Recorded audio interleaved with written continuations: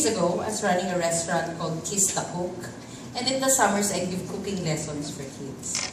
One summer, a mother called me to ask if I would teach her child who had autism. I believed then that everyone who wanted to learn can be taught, so I said yes. We both had fun that summer, so when the mother called me again to ask if I could make it a year-round thing, again, I said yes. A few months later, several teens and young adults with special needs and developmental disabilities had enrolled in my cooking classes. Let me introduce you to 4 of them. Ibarra has autism. He has difficulty with social skills, understanding complex systems and processes, and managing his emotions and impulses. He has a fantastic memory though. He knows the whole map of Metro Manila and all the players of the PBA and NPA, including jersey numbers and statistics. Mabel has Asperger's syndrome, which is a form of high-functioning autism. She also has difficulty with social skills. She's very rigid in her thinking and habits. She has a hard time with sarcasm and jokes. She also has difficulty controlling her emotions. She had a traumatic experience with flooding, so whenever there's a weather disturbance in the Philippine area of responsibility, she would get extremely upset. Zero I met when he was 16 years old. He has dyslexia and dyscalculia, which means he has a hard time with words and numbers. He had been shuttled through a number of schools. A boy that age who can barely read and do math will be bullied in a regular school. He coped by becoming the bully. Ganun talaga. So he had a very difficult relationship with his mother, with his peers. He was very impulsive, short-tempered, and always in trouble. Paulo has severe ADHD, and it manifested in obnoxious social attitudes, poor academic skills, and inappropriate behaviors. So he was already 23 when he entered the program. So he was very headstrong and very used to getting his ways. He had an arsenal of strategies to get his way all the time. So teaching them was such a challenge. I was learning on the fly how to manage people with special needs, learning about their varying capacities, their behaviors, their different abilities. But it was also exhilarating to see the difference cooking made in their lives. You see, cooking lessons doesn't just give you the skill. It gives you opportunities to teach vocabulary, math, teamwork, social skills, communication. And it also was making them more confident and more independent. But it still couldn't get them a job. I wanted them to be hired not out of pity or as a token action for some company to do some CSR. I wanted them to be hired because they were capable. It will also increase their ability to keep and hold down the job. So in 2011, I co-founded Open Hand School for Applied Arts. The concept was a vocational school for young adults with special needs that will help them become employed or become entrepreneurs. We wanted a laboratory where people with special needs can practice their skills in a real world and real-time setting. We wanted to veer away from simulations and get them to do real work. It was fantastic. It was the first time something like this had been done in the Philippines. So we were designing the program from scratch and going against the grain of common practice. And we were getting such positive results from the students and parents. The students were in natural environments where they learn faster and retain more. So cooking, because I'm a chef, is a major part of the program. So the students take turns cooking lunch for the whole school every day.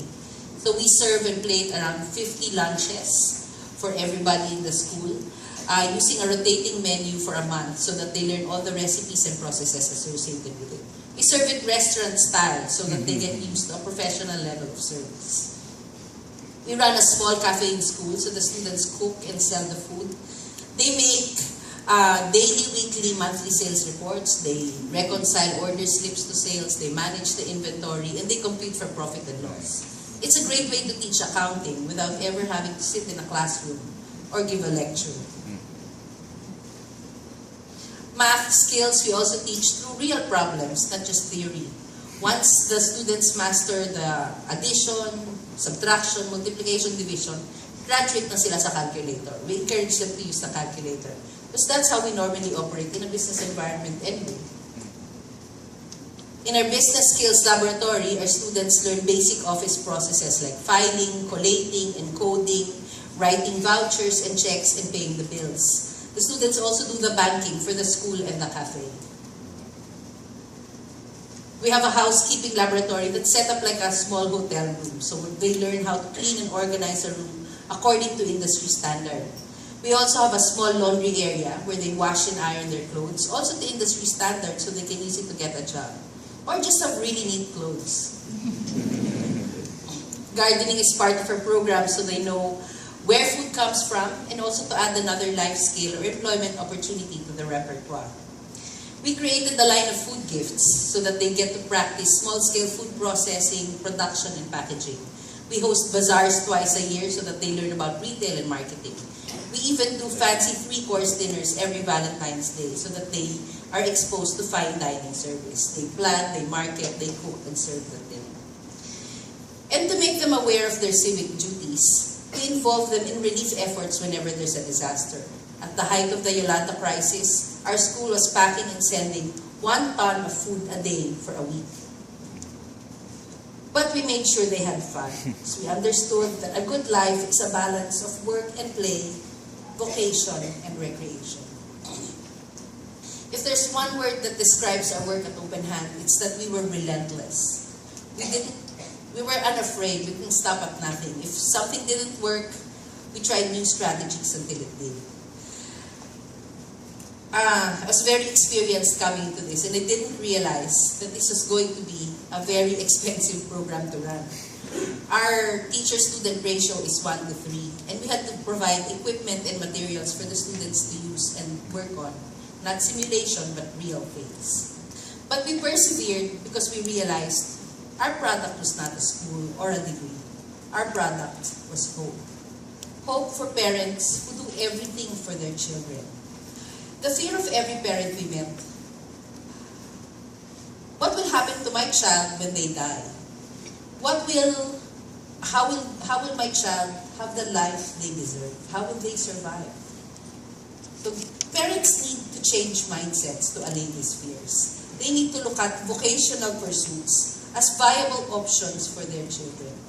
With vocational pursuits, their children become more capable, they develop a better sense of self-esteem and self-worth. They're able to become more socially adept because their needs are better addressed. And also, their ability to find and keep a job increase.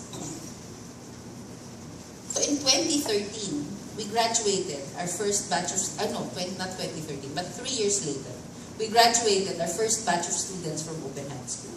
We wanted a way to demonstrate their skills in a real work setting. A way for us as well to learn new strategies in transitioning young adults into full-time employment and entrepreneurship. And because we're unafraid and makabalang mukha namin at malakas ang loob, we opened a restaurant for them called Gourmet Gypsy Art Cafe.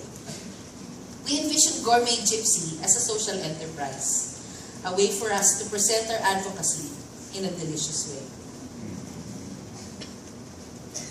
So we had to retool everything in the restaurant to make it work for our kids. The heart of teaching people with special needs is task analysis. So for example, behave. Behave is such a complex concept.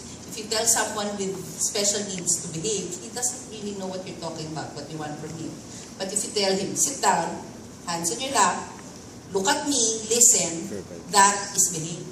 You should have said so from the beginning. Good job, Ambet.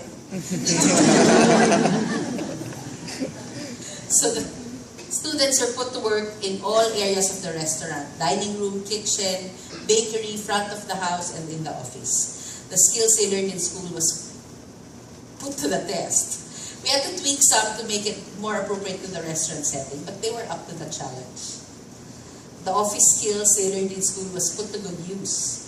Another advantage that we found, people with autism have great attention to detail and enjoy routine work. So a lot of the things typical people find frustrating, they actually find very satisfying to do. A la carte service was a bit of a challenge because in the restaurant, you don't know what you're going to get, what people will order. So it was a bit of a challenge to figure out. But when we realized if we break down the processes into tasks rather than job descriptions, we could make more room for them in the kitchen. Even beverage service was part of the training. Lori Reyes, our coffee supplier, during training told our staff, after you steep the coffee for 2 minutes, you give it 3 to 4 stirrs with a spoon and then put the dripper on top of the cup. One of our students raised their hands and said, "Excuse me, sir, how many times should I stir it? 3 or 4? It's such a big instruction. So Lori said, "Okay, let's make it 3 times."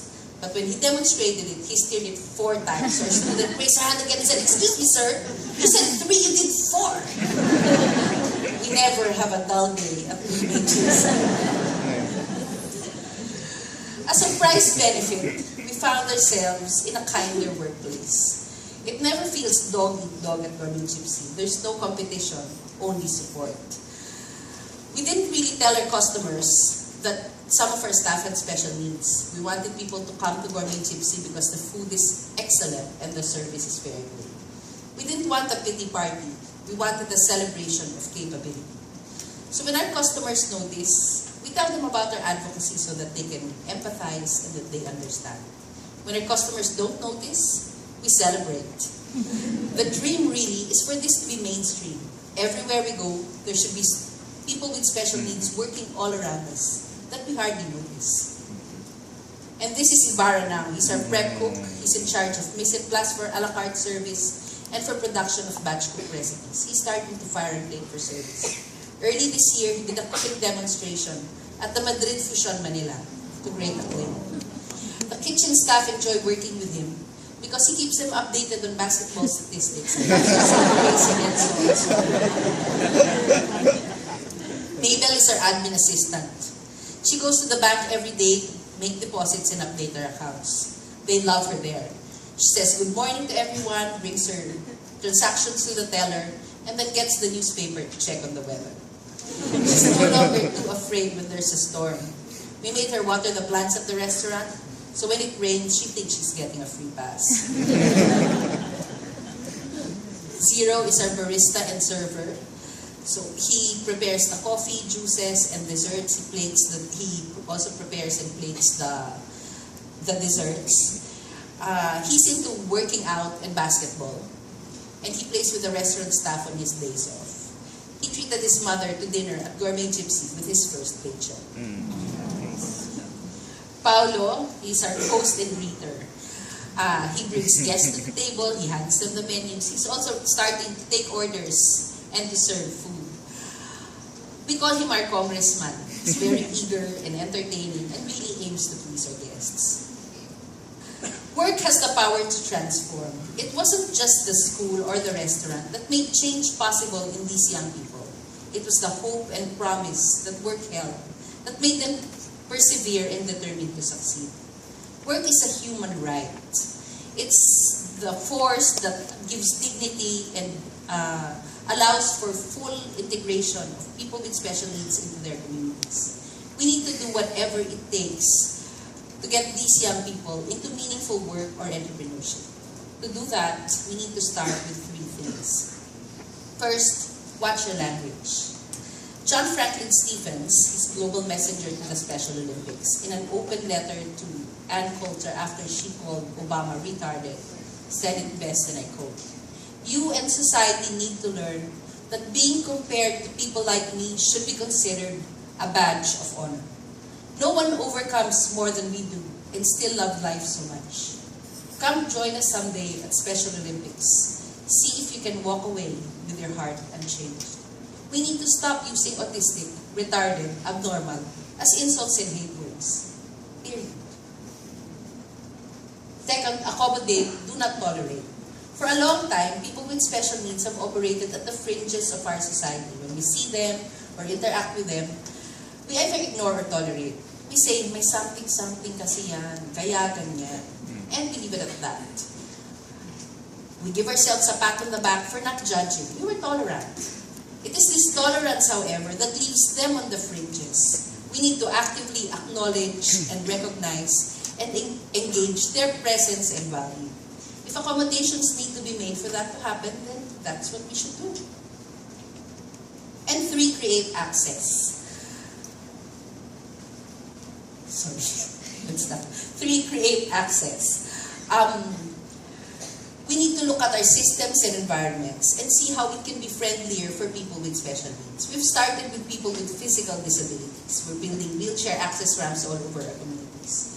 So we need to build ramps into our hearts and our minds and allow them to have access to that as well.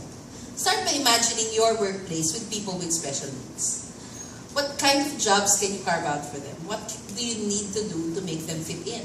Industries that are a good fit for people with special needs include IT and hospitality, retail and manufacturing. If we want the Philippines to progress,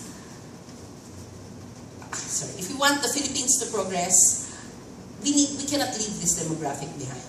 Our vision for a progressive Philippines has to include a vision of humanity, justice, and compassion for people with special needs. The most important thing we had to do to get here was to imagine it could be done. Mother Teresa once asked, how do we love? We do not love in big things. We love in small things with great love. This is how we made this happen, teaching and nurturing one student at a time with great love. None of my own children has special needs. But as John Franklin Stephens said, you cannot engage and walk away with your heart unchanged. Engage and you will realize they're all our children too. Thank you.